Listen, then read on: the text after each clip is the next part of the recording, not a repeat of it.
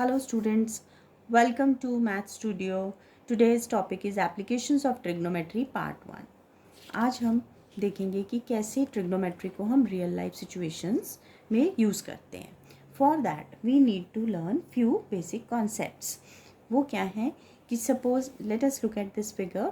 Suppose a person is looking in front, right? तो ये जो line है this will be which is along his eyes, that is known as the horizontal axis. If a person looks something which is at some height, so then this line is going to become the line of sight. अगर सामने देख रहा है तो horizontal axis और line of sight coincide करेंगे, but अगर ऊपर देख रहा है तो this is known as the line of sight. अगर वो नीचे देख रहा है तो this is known as the line of sight. Now let us view the situations separately. You are looking at some place which is at some object which is at some height from your eyes level. So then the eyeballs have to move through this angle. So this angle, because it is at, you are looking at some height, so its name is given as angle of elevation. Let us take another situation. You have to look down at some object. Level तो eyes का ये है along the horizontal axis, but your eyeballs have to move down. Hence this angle by which the eyeballs move, that will be known as the angle of depression. अब question solve करने से पहले हमें कुछ बातें याद रखनी पड़ेंगी. Let us try to remember them. First is, as the distance between the object and the observer increases, the angle of elevation or depression decreases and vice versa.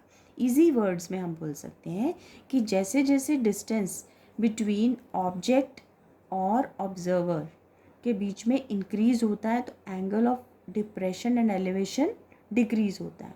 But अगर distance between the object and observer decrease होता है तो angle of elevation of depression increase हो जाता है. If the height of the object becomes k times and the distance between the foot of the object and the observer also becomes k times, then the angle of elevation remains unchanged. वो क्यों होगा? क्योंकि दोनों distances proportionally increase या decrease हो रहे हैं. Thirdly, the angle of elevation and depression are always acute angles, means they are always less than 90 degree. अब हम कुछ फिगर्स को स्टडी करते हैं और उनको रियल लाइफ से रिलेट करने की कोशिश करते हैं, बिकॉज जब आप क्वेश्चन सॉल्व करोगे तो you will come across in 10th class you will come across this few kinds of figures only. तो हम पहली फिगर लेते हैं यहाँ. This is my second figure. First figure, इसमें क्या है, आपने ये एक सिंपल ट्राइंगल है, इसको हम सिचुएशन देते हैं like A B is your house. ठीक है, आप अपनी हाउस की छत पे खड़े हैं. ठीक है, और यहाँ पर आपका फ्रेंड खड़ा है. आपका फ्रेंड आपको वेव कर रहा है. He is looking at you here. You are at A and your friend is standing here. So he is looking at you. So which angle is formed here? Because he is looking at some height, so this is angle of elevation.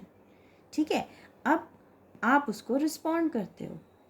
ठीक है, तो क्या होगा, जब आप उसको respond करोगे तो आप नीचे देखोगे. So you are looking down. तो आपकी आइज़ के साथ क्या बन रहा है, आपकी आइज़ के साथ बन रहा है एंगल ऑफ डिप्रेशन. और इसको अगर आप लर्न करना चाहें तो आप ये भी तो समझ सकते हैं कि जितना उसको ऊपर देखना पड़ा आपको भी उतना नीचे देखना पड़ा. है ना इंटरेस्टिंग? ठीक है, बट जब क्वेश्चन हमें सॉल्व करने हैं तो हमें इस चीज़ को देखना है कि जो हॉरिजॉन्टल लाइन और जो बेस लाइन है वो पैरेलल होंगी. तो हम क्वेश्चन सॉल्व करने के लिए इन दोनों एंगल्स को इक्वल लेंगे because they are forming alternate angles. ठीक है, सेकेंड सिचुएशन में आपके दो फ्रेंड्स आ गए. You are standing here. एक फ्रेंड यहाँ है, एक फ्रेंड यहाँ है. Both are looking at you.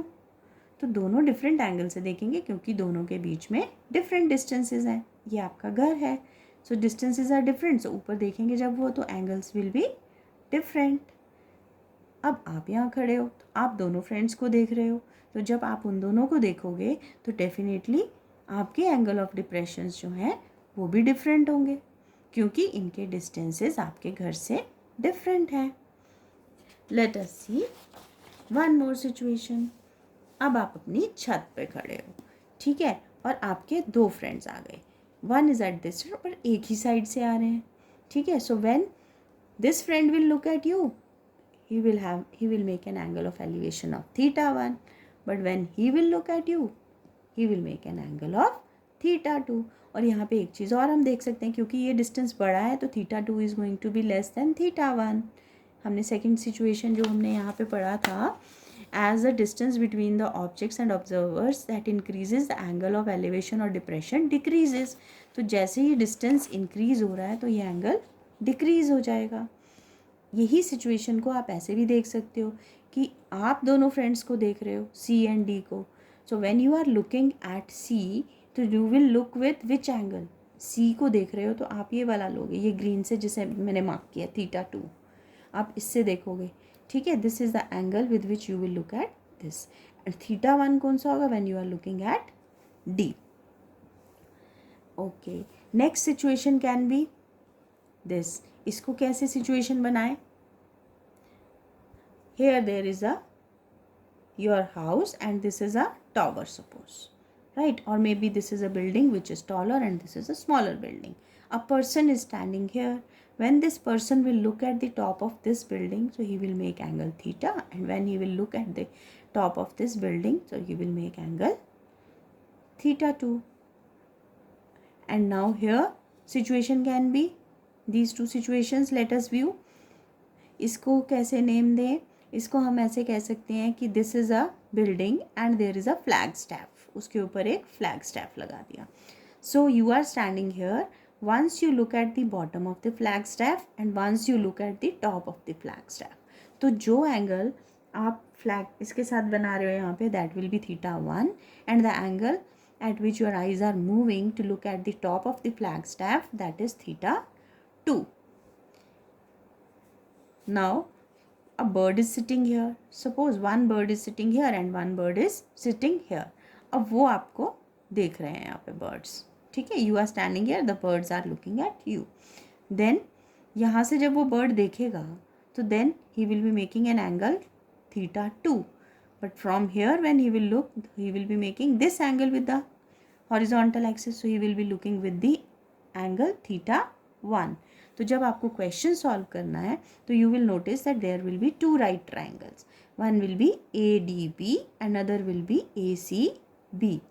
तो एंगल जो ए सी बी में होगा वो होगा थीटा 1, और जो एंगल आपने बनाना है ए डी बी में, that is going to be theta 2, क्योंकि वो इसके साथ ऑल्टरनेट बना रहा है. And here it is making a that here theta 1. ठीक है, नेक्स्ट इसको क्या सिचुएशन दें? इसको आप इस तरह से डिस्क्राइब कर सकते हैं, दैट इज़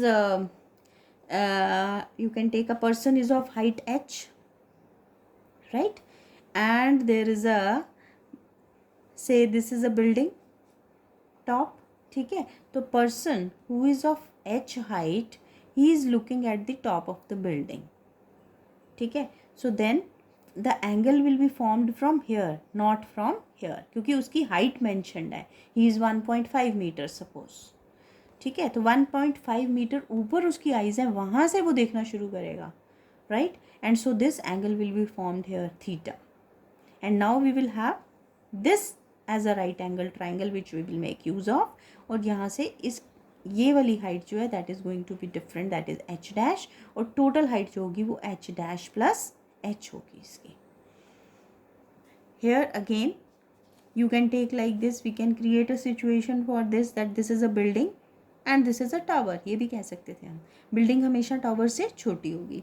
तो बिल्डिंग की हाइट h है, टावर की हाइट जो है हमें अगर निकालनी है तो लेट अस थिंक कि हम इसके अंदर क्या कर सकते हैं. सिचुएशन ये बना सकते हैं कि टावर पर एक बर्ड बैठा है and that bird is looking at you. You are on the rooftop, that bird is looking, or your friend, maybe your friend is on the tower top and you are at your home house top.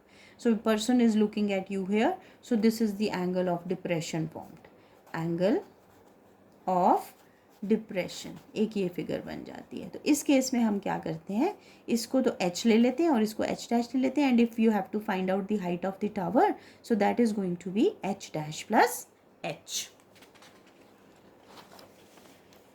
Late us study few more figures. अब इन figures के अंदर क्या है, ये situation आपको देख के लग रहा होगा कि maybe it is little difficult, ऐसा कुछ नहीं है यहाँ पर. It is very very simple. Like the previous situation only I am trying to explain. यही टावर है आपके पास एंड ये आपका घर है. ठीक है. So your friend is standing there and you are standing here and there is one more friend who is standing down. ठीक है. और आप सब यहाँ से, आप दोनों D and E you are looking at A point. तो जब E देखेगा इस पॉइंट पे तो θ1 बनाएगा, D देखेगा तो θ2 बनाएगा. अब सिचुएशन को रिवर्स करते हैं. There is a friend A here.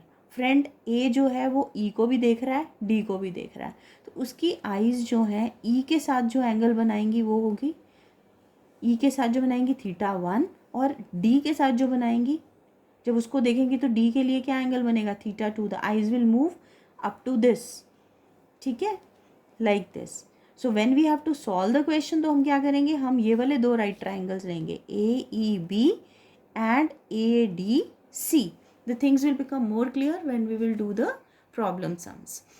एक ये फिगर बनती है.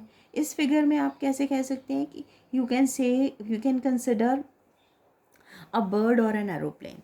ठीक है, दैट इज़ फ्लाइंग. सपोज़ वो यहाँ से B से A तक जा रहा है.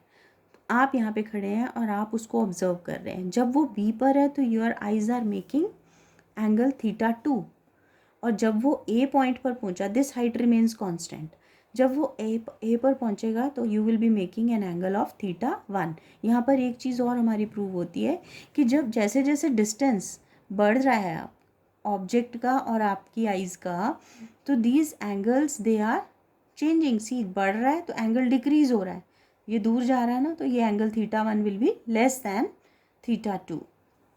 Next situation is this. इसको कैसे कर सकते हैं हम, इसको हम इस तरह से एक्सप्लेन कर सकते हैं कि like this is a building and this is a tower.